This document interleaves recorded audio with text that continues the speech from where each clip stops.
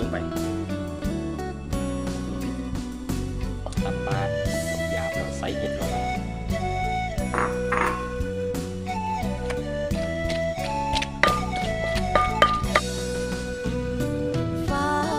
เทน้ำปลาที่เขาต้มลงไปนะครับแล้วก็ใส่พริกป่นถ้าอายบ่นั่ง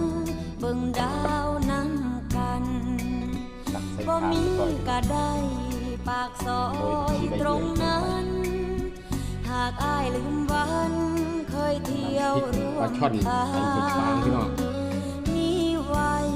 เฮ็ดหยังจะนอ